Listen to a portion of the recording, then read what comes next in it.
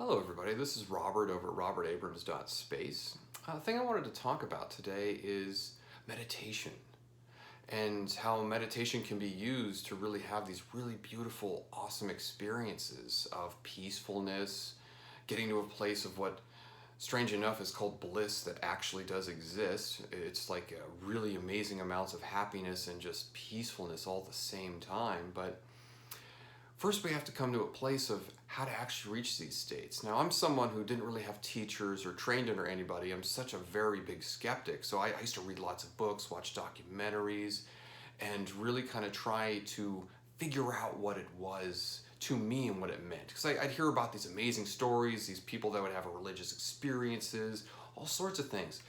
I didn't really believe them, but it intrigued me to really research it and try to disprove it. But interesting enough, that's one thing I was looking at, like, is this real or is it not real? But it's like I would bang my head forever trying to meditate, sit there and be calm and force it and force it. It's like, this isn't real, this isn't real. Oh, those guys are making this stuff up to get attention or something like that. I'd be sitting in meditation forever, hours and things, reaching nowhere. When finally, after finally reaching a place of surrendering and not caring anymore. It's just really just dissolving, and what I mean by dissolving is just letting everything go. Just go into the experience and kind of be happy. Just kind of see it's like what's going on here. What I mean is, like, we come from a place. If we're coming from a place of what's called our personalities or in belief systems, they show up and get us into a place of woundings and stress, and that's what our personality is, our ego. Okay, it's like it's most of us live our entire life acting out a role that is not our true self. And I'll give you a hint. Your true self is it is fun, it's excited, and it wants to grow and express itself through joy. So, and that's what your soul is. That's what your true self is. That's your soul consciousness, that essence. It's just like you come out, you're like an excited kid. It's like a Christmas or a birthday, you're getting a present, you're looking at it as a little kid or you're a little boy or a little girl, and you're more interested in the box itself. And it's like not actually the present that was given you. You're interested in like putting the box over your head, bopping it against the wall, feeling what the box feels like. The curiosity state, that's what we're actually looking for when you're going into like a meditation. But anyway, getting back to what the ego is, like, look, we acquire a lot of interesting things when we come into this world or this realm, whatever you want to call our existence. It's like we acquire a lot of hurts, a lot of pain, a lot of traumas and things, and that we act out our personalities, and our ego, our acquired personality, that is those hurts and traumas, these unhealed traumas that we come from. I mean, so it's like our ego is literally like that character actor playing out a role in a movie or a play. So look, it's like we get caught up into this role. We have forgotten what it is to be our true self and our soul.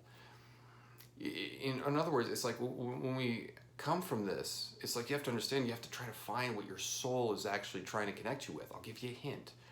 When coming from a place of excitement and joy, you want to follow what excites you in life. It doesn't matter what it is. It could be a career, it could be a book, it could be a piece of art, it could be, getting it to know who you are. It's like truly know who you are without all the stuff that people have been telling you your entire life. So it's like, and that's literally what I'm going to dive into right now. It's like the basics of like meditation and where you want to come from to have these profound experiences and these manifestations you're looking for that everybody always talks about in these amazing books and stuff over the years and things. But it's like the first thing I want to talk about is the who. And the who is like, look, when I'm going into meditation, if I'm sick, and if I'm looking to heal myself through belief or whatever you're looking to cultivate and experience, it's like, I'm not going to go in there as the hurt, sick person. And it's like, oh, this is going to heal me, even though I don't believe it will. Well, you're going to be cultivating that personality going into the meditation. So you want to be mindful of, wait a minute, let's look at this meditation with how can I be more excited? And that's what I want to do. I want to use my super excited, loves everyone, best version of me. Okay, I want to go in there with what can I cultivate of that more and more. So it's like, that's the who. So I'm going to be, if you can't find that, by the way, it's like, look, it's you visualize yourself watching a funny movie, or watch a funny movie before meditation, or go over and go to a very peaceful walk, very beautiful scenery, paint a little bit that's really exciting to you. Is follow your excitement again and come into it with excited energy and then go into it for that experience, okay? But it's like the other thing is like the what. And the what is the what? It's the practice or training you're looking to cultivate. And what that means is like there's many different kinds of meditations, many different things you can get into, many different teachers out there. But it's like, again, you come in from the who with the super excited best version of yourself, but it's like the what is really practice and your training you're looking to cultivate. And that's like, you can do like Tai Chi, you can do, some people do martial arts, you can do something called quiescence, where you're just dissolving and letting your mind go and focusing your mind on your breathing and letting your mind literally just dissipate out to where it's just going more and more and more into nothingness. And that's the thing with like the what is that training, is you go in there and you got to task the mind with on breathing, because if not, your mind will just spin out with different thoughts like, oh, I gotta go get cereal for the kids, or I gotta go pick up and get gas or something like that because I'm running low, or oh, I got work tomorrow, I'm not feeling good. But your mind will drift, so you focus it back on the mind. But anyway, that's what it's like, the practice, and that's one practice, is learning how to dissolve and go into quiescence. But you Tai Chi, it's like you're going there and doing a mindfulness practice, and then moving, projecting your energy in front of you, and then putting your hands into your projected energy like you're putting a hand inside of a glove.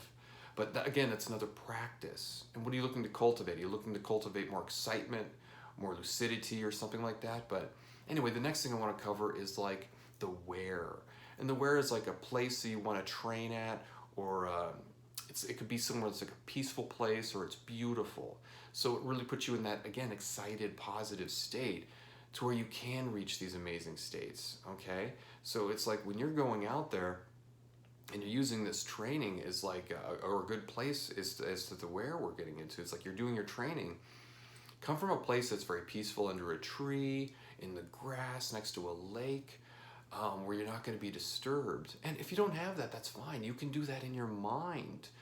Burn some incense in your room. You know, it's like make a peaceful atmosphere in your room. Put some beautiful pictures of some trees and things like that. Beautiful places of Mother Earth somewhere. A waterfall, doesn't matter.